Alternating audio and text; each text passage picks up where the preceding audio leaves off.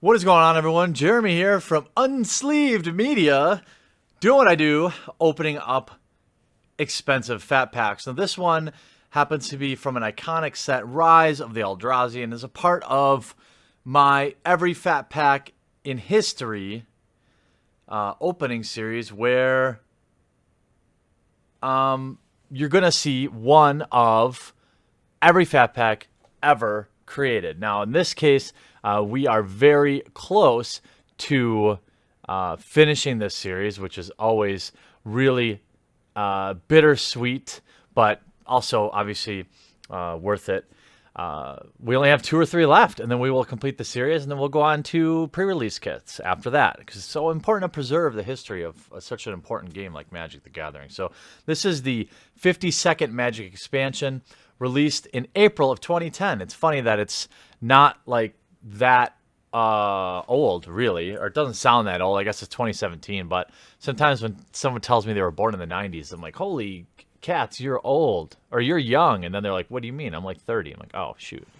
And it has some of the most powerful cards in Magic history.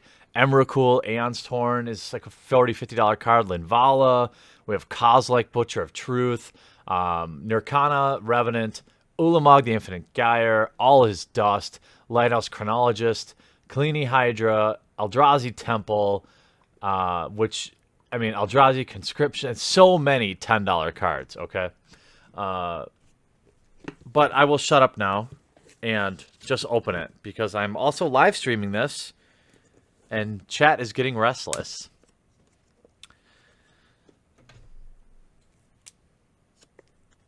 Now, this is the 8-pack era of the Fat Packs with the book. And it just off camera, you can see I have, or you might, just off camera, you can't see that I have a collection of all the pre-release novels. And this will be an important addition. One of the last ones. It might be one of the last ones I need outside of maybe Shadowmoor. You can see Doc walking around there in the back screen.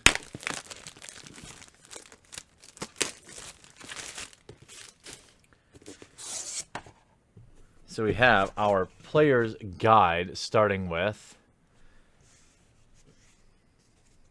let's see what they say is the top 10 coolest cards.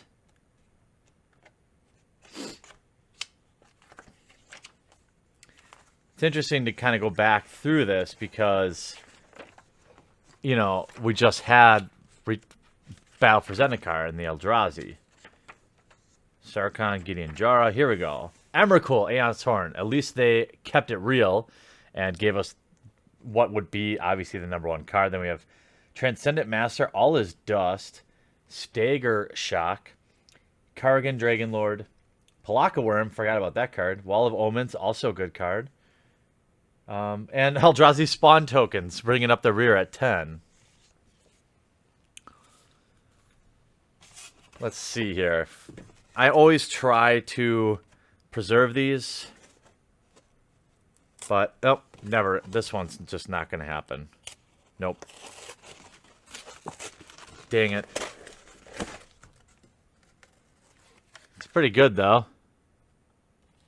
Hey, that's pretty good.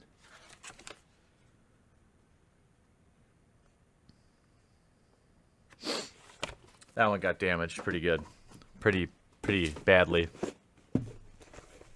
Aw, this isn't even, this is when they went to the stupid free first chapter stuff. Well, here we have In the Teeth of Akorum. Acum, probably. Acum. Supplementary chapter, not for sale. So it's basically an advertisement. That's a bummer. I thought there'd be a manual or a novel in here. If you haven't seen them, this is what the novels look like. This is the original Ravnica novel. I have all these basically in pack fresh, so to speak, condition. And I've often kicked around the idea of reading them live on stream or something like that. So I figured, you know what? I figured reading the books would actually probably fall under fair use because it is transformative in a way. Because of the experience, but it's a gray area, and I don't really want to be one of those people. But as you guys know, I collect all the spin downs, which is what started all of this. So now we have the Rise of Eldrazi spin down to add to the collection. And our 8 packs. And the land pack, now it's different. Now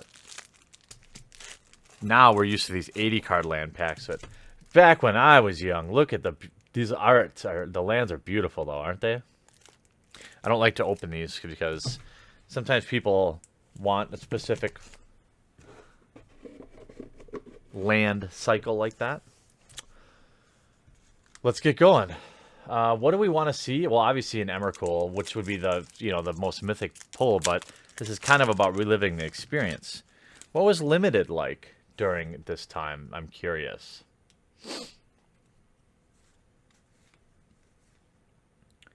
It's different. Look at this art. Perish the Thought. That art is awesome.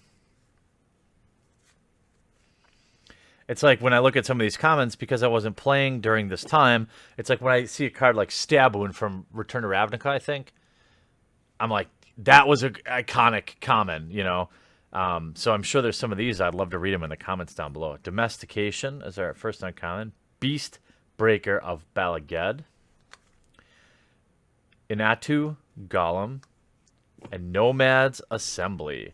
6 mana sorcery. Put a 1/1 knight core soldier creature token on the battlefield for each creature you control, and it also has rebound. Okay.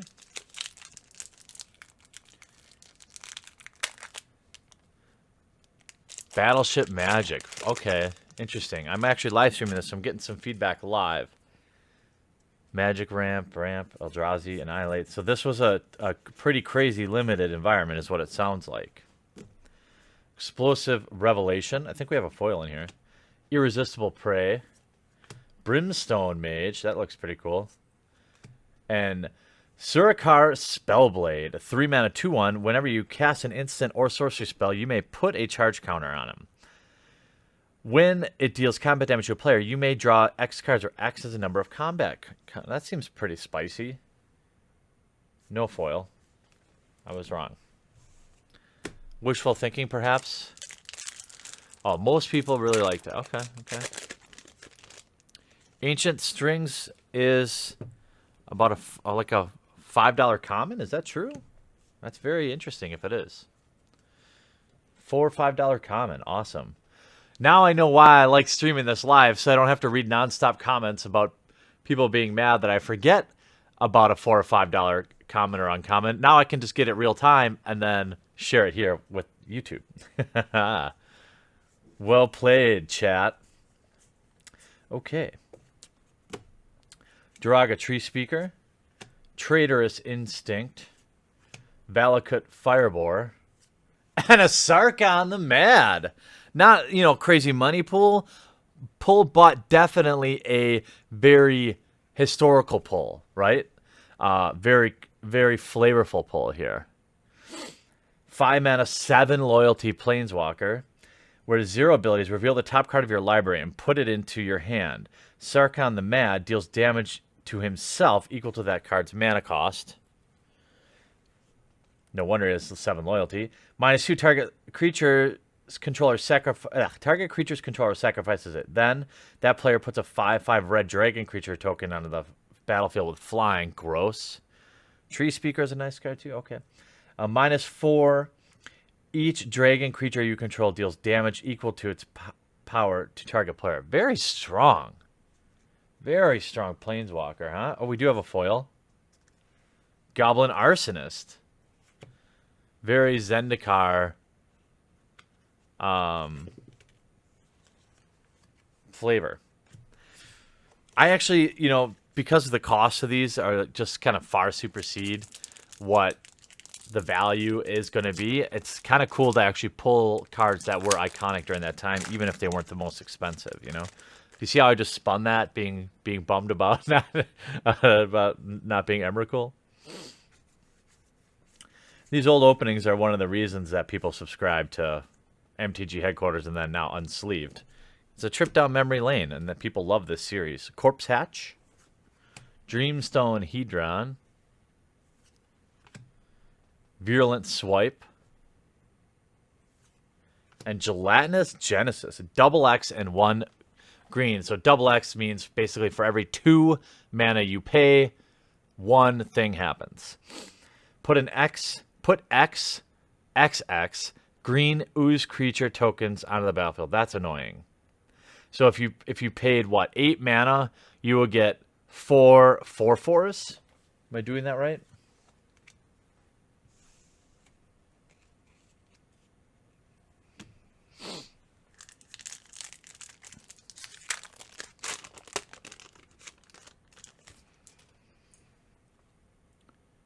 Flame Slash, Prophetic Prism.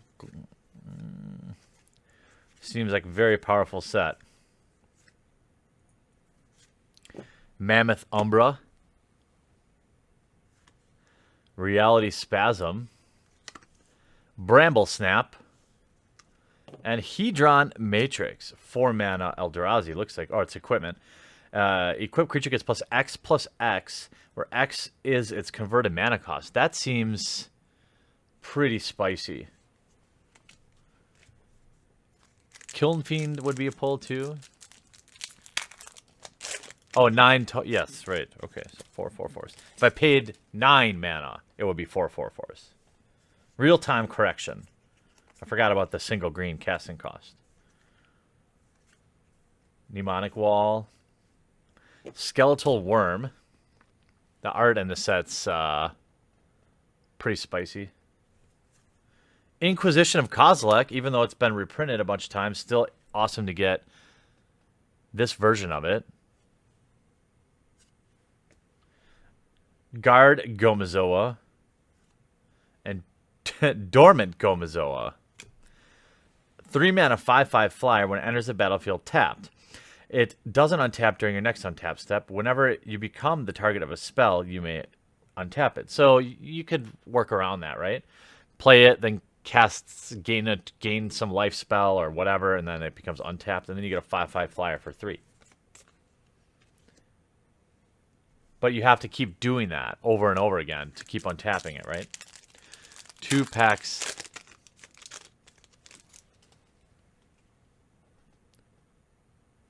We have Gloom Hunter, Regress, Naturalize. A lot of this art's really iconic, though. Palaka Worm. That's one of the top 10 coolest cards. Merfolk Sky Scout. Look at that art. That is really cool.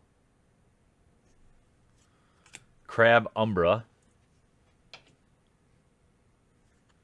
And Baneful Omen. The scale is real here. 7 mana enchantment. At the beginning of your end step, you may reveal the top card of your library. If you do, each opponent loses life equal to that card's converted mana cost. Gross. This is probably not a favorite card in EDH circles, is it? We have a foil Bloodright Invoker. These old foils, this is not like the crazy good foil era, but you know, it's near and dear. Last pack, Rise of Eldrazi. And then we have Shadowmoor and 10th edition. And that's it. We've opened 1 fat pack of every set ever. Assuming we keep up. All these packs will be in the Fat Packs Through History playlist. So turn that on, sit back, and enjoy a trip down memory lane.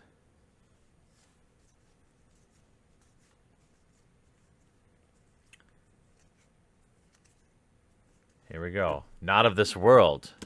Love how these cards look.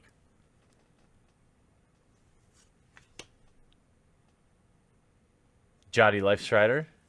Luminous Wake. And our final rare. Light Minefield. 4 mana enchantment. Whenever 1 or more creatures attack, Light Minefield deals damage equal to those creatures equal to the number of creatures attacking. That seems like that would be really annoying. At least in limited, right? Well, hey, like I said, this is a part of a truly historically preserving playlist, every Fat Pack Through History. And here on Unsleeved Media, I like to preserve some of these things and also provide and just a trip down memory lane for people. So check that playlist if you missed any of them. I believe the first Fat Pack ever was Mercadian Masks, and I started with that, and we're going to complete this probably in the next week and move on to pre-release kits through history, I believe. So I hope you enjoyed this video. We'll talk to you again real soon.